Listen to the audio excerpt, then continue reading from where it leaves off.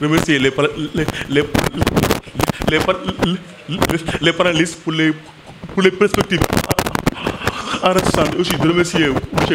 Bassirou Faye pour la parfaite coordination, et remercier son excellence Fodé, aussi remercier Hassan. Bon, fait, j'aimerais juste faire une petite contribution et avant de poser une question. Dans notre pays, le secteur informel représente une proportion impressionnante de 90% des unités économiques de production, tandis que le secteur formel n'en constitue que 3%. Au sein du secteur informel, la quasi-totalité des entreprises individuelles, le défi réside dans la déclaration d'existence nécessaire pour obtenir l'équité fiscale. Malheureusement, dans le secteur informel, bon nombre d'entrepreneurs négligent de formaliser leurs activités. C'est ainsi que l'accompagnement devient crucial pour les aider à se formaliser, leur offrant ainsi une plus grande crédibilité et la possibilité d'accéder à des financements, de pouvoir gagner des marchés. Cela contribuera au développement économique de notre pays. Beaucoup se concentrent uniquement sur l'obtention du numéro d'identification des entreprises et des associations et du registre de commerce pour effectuer leurs activités, souvent dans un cadre de voyage. Bon, fait, j'aimerais juste poser une question au panélistes. Juste vous poser une question. Comment les effets diplomatiques peuvent-ils être alignés avec les politiques régionales pour créer un environnement propice à la transformation structurelle et durable du secteur informel, tout en renforçant les capacités institutionnelles et en maximisant les bénéfices économiques pour les pays africains? Donc je peux répéter la question. Comment les efforts diplomatiques peuvent-ils être alignés avec les politiques régionales? Comment les efforts diplomatiques peuvent-ils être alignés avec les politiques régionales pour créer un environnement propice à la transformation structurelle et durable du secteur informel, tout en renforçant les capacités institutionnelles et en maximisant les bénéfices économiques pour les pays africains? Merci. Li Bachir plaidoyer léegi nit ki am valeur di jógee secteur informel war a dem formel te dafa jot ndax suñu yaa ngi dee ci géej ñi ngi sonn tout récemment ñi ngi may tàgge ñoo xam ne tey dañ leen a yëkkati Kër Massar ñuy fexe nu mu demee ba yàlla moom seen bakkan ñuy masawu seeni waajur. Lii dafa baax ci Sénégal baax ci pays africain ak européen yëpp parce que tey secteur informel moo ëpp foofu ñi nga xam ni tey ñoo nekk ci administration bi li muy gagné ci dugal ko ci biir économie Sénégal yaakaar naa ni kenn gañewu ko kon boog tey dañ leen war a valoriser ba nu xam tey jii yoon bi ñuy jaar tout récemment ñi ngi amoon benn plateforme doon laaj ay GIE mais pour ñu am permis fiscal tamit dafay jafe parce que tey boo demee ñu lay laaj ay 100 et quelques mille kiy jaay gerte caaf comme ni ko Bachir waxee ak kiy jaay géej yaakaar naa ne balaa moo fortaat di dem formel ci côté boobu day metti kon lii tey jii ñu wax ñu moo gën a yomb foofu ñuy tàllal loxo tamit état wu Sénégal ndax waajur mooy jàppale njabootam pour ñu taxaw te tey dompet sax ci sot la bokk mooy jàppale suñu doom yi ñun am ñu lu dul suñuy njaboot te tey da nga gis xale bi jàng ba pare du def lu dul dem di jaayaatu di fortaatu dem leb ci banque yi ñëw ñu fekk la fa nga nekk yëkkati la jaay la doole yëkkati la bu ko nga dellu à zéro nekk loo xam ne dafa metti ci xol kon tey lii nga xam ne tey ji plateforme bi ñu teg ñu ci tàllal loxo bépp secteur informel ñu ñëw taxaw démb sama frère ambassadeur muy Babacar Ba wax na ko ministère mooy tey il faut ñu industrialiser dëkk bi. Nous a permis de parler avec tout le monde. Donc si c'était à payer, on n'a pas vraiment cette somme à payer ça parce que actuellement on est en train d'apprendre,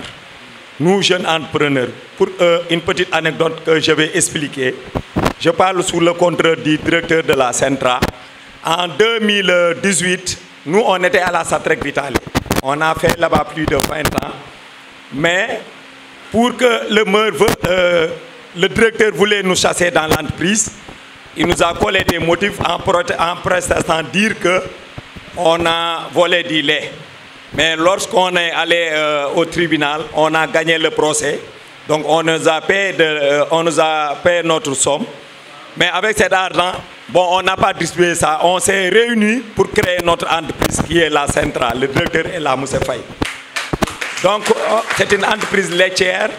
On s'exerce à Keur Mbaye Fall. Donc vraiment, il faut s'en croire. Et aussi être formel. Surtout ça, c'est important. Donc travailler dans l'informel, c'est de haut risque. Donc vraiment, je dis à tout le monde de se formaliser pour avoir des fonds avec les partenaires et l'État du Sénégal. Merci beaucoup. ku sañoon doo yor table ren ba déwén mu ne nag comme borom table boo gis boutique ang ca bopp ba déclaré wul ma protéger la doo fay impôt duñ la sonal ci dara kenn dootul ñëw naan la amoo kayit amoo droit liggéey bi nga ne ko kayit yaa ngi nii déclaré wu na waaye mu ne la da ngay am ñaari kayit carnet boo xam ne bii da nga ciy dugal liy dugg tey 1000 francs moo dugg entrée nga bind entrée sortie téeméer moo génn nga bind sortie bor bi fay si nañ ma ko nga noté ko mu ne la bul jaawale sa poosu table bi ak sa poos dañ la ndeyale dañ la bàyyale dañ la nijaayale waaw sa poos waaye gafaka table bi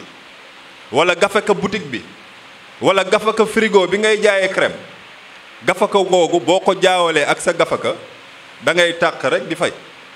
waaye duñu mës a dégg ne ah boutique bii diwa ko indi ubbi moo tax ci biir loolu OHADA daf la tàllal loxo pour nga jóge ci informel bi ci nu oyof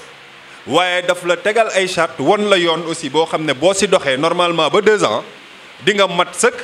di nga màgg di nga am doole di nga mën a créer entreprise parce que ku sañoon nag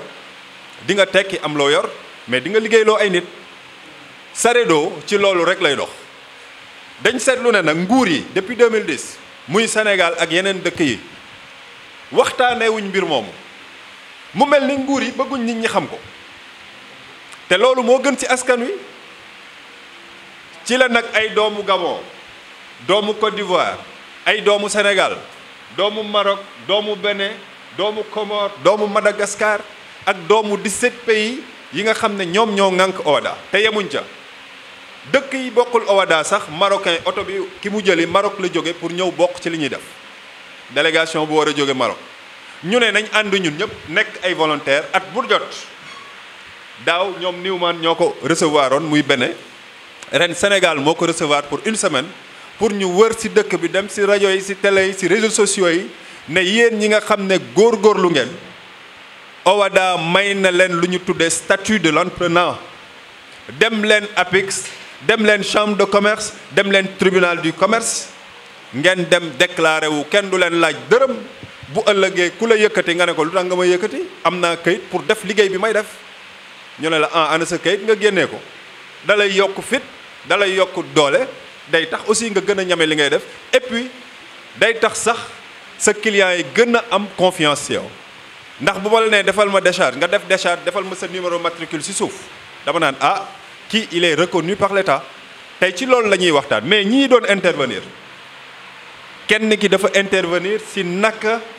ngay def ba am lii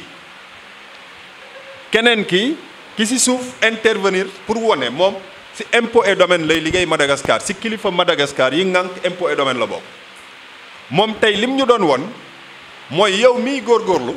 ban doole bul xeeb li ngay def dompat ci sot la bokk mais yàlla nag moo def ne Afrique ba mu raj Afrique li góorgóorlu yi di dugal koom ci dëkk bi bu doon natt la góorgóorlu loxo bi muy natt moo ëpp